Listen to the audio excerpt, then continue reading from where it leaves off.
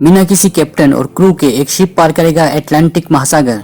Harvard और Smithsonian के वैज्ञानिकों ने बताया डार्क मैटर कैसा दिखाई देता है अगर हम उसे देख सकें तो। जापान भेजेगा मार्स पर 8K super high vision camera.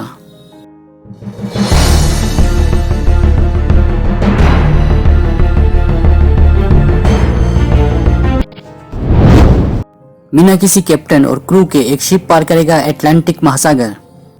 पूरी तरह से ऑटोनोमस स्वतः चलने वाला शिप अटलांटिक ओशियन पार करने वाला है। इस पर न तो कोई क्रू मेंबर होंगे और न ही कोई कैप्टन जो इसे कंट्रोल कर सके। IBM के साथ मिलकर एक non profit marine research organization ProMare ने इसे बनाया है। इस अनोखे जहाज का नाम MAS रखा गया है, यानी माई फ्लावर ऑटोनोमस शिप। यह अपनी तरह का पहला जहाज है। आज तक किसी ऑटोनोमस जहाज ने अटलांटिक ओशियन पार नहीं किया है। यह शिप 16 सितंबर को प्लाईमाउथ यूनाइटेड किंगडम से लॉन्च किया गया और यह 6 महीने की समुद्री यात्रा कर अमेरिका के मैसाचुसेट्स राज्य के प्लाईमाउथ हार्बर पर पहुंचेगा। अपनी यात्रा के दौरान यह रिसर्च शिप ओशियन रिसर्च का साइंटिफिक डाटा कलेक्ट करता रहेगा। इस शिप पर कंट्रोल करने वाला कोई इंसान नहीं होगा। इसकी जगह एक AI कैप्टन इसे कंट्रोल करेगा। अपनी 3000 मील लंबी यात्रा के दौरान यह वाटर टेम्परेचर, माइक्रोप्लास्टिक की मात्रा, समुद्र की सतह से ऊंचाई और समुद्र की गहराई और व्हेल्स की आवाजें रिकॉर्ड करेगा। वैज्ञानिकों का कहना है कि बहुत कम रिसर्च शिप उपलब्ध हैं और ट्रेडिशनल शिप्स से इतने बड़े महासागर में खोज करना काफी महंगा होता है। यह ऑटोनोमस शिप कॉस्ट इफेक्टिव है और इसकी सहायता से वैज्ञानिक बहुत बड़े इलाके में खोजबीन कर सकते हैं।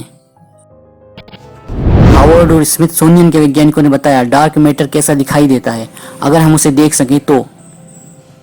दोस्तों, जब कोई चीज दिखाई ही न दे तो आप उसकी स्टडी कैसे करेंगे। जो एस्ट्रोनॉमर्स डार्क मैटर की स्टडी कर रहे हैं उन्हें इस चैलेंज का सामना रोज करना पड़ता है।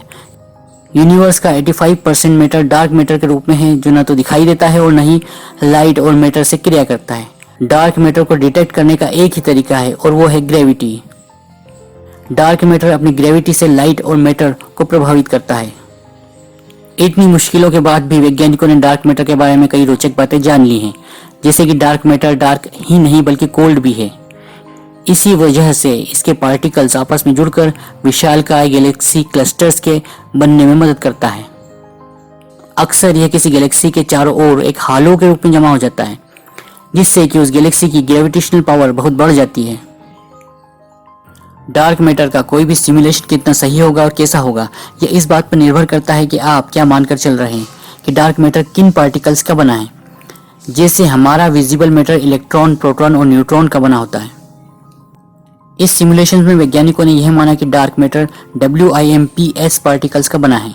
इन्हें वीकली इंटरैक्टिंग मैसिव पार्टिकल्स कहते हैं। इन पार्टिकल का मास प्रोटॉन से भी 100 गुना अधिक होता है।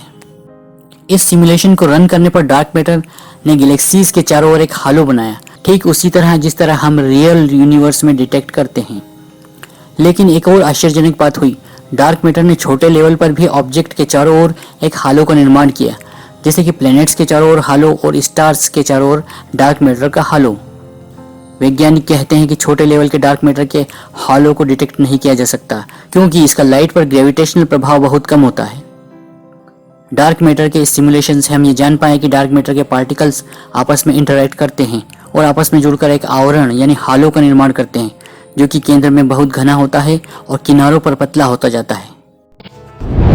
जापान भेजेगा मार्स पर 8K super high vision camera. दोस्तों, जापान की एरोस्पेस एक्सप्लोरेशन एजेंसी JAXA और Japan broadcasting corporation NHK Mars पर 8K पावर का सुपर हाई विजन कैमरा भेजेंगे। जापान सन 2024 में मार्शियन मून्स एक्सप्लोरेशन मिशन के साथ यह सुपर कैमरा लाल ग्रह पर भेजेगा। यह स्पेसक्राफ्ट ऑर्बिट से मार्स को ऑब्जर्व करेगा और 4K और 8K रेजोल्यूशन की तस्वीरें खींचेगा। यह मार्स के मून्स फोबोस एंड डाइमोस की भी तस्वीरें खींचेगा और उसके बाद फोबोस पर लैंड कर वहां से रॉक और मिट्टी के सैंपल्स भी लेकर लौटेगा। JAXA और NHK के वैज्ञानिकों का कहना है कि हमारा लक्ष्य दुनिया की सबसे पहली मार्स और उसके मून्स की 8K रेजोल्यूशन की तस्वीरें खींचना है। दोस्तों, जल्द ही आप 8K रेजोल्यूशन की मार्स की तस्वीरें देख सकेंगे। तो दोस्तों, इन हैरान कर देने वाले साइंस न्यूज़ स्टोरीज को सुनकर आपके दिमाग में क्या क्या थॉट्स आए हैं, प्लीज़ हमारे साथ कमेंट्स में डिस्कस ज़रूर करें।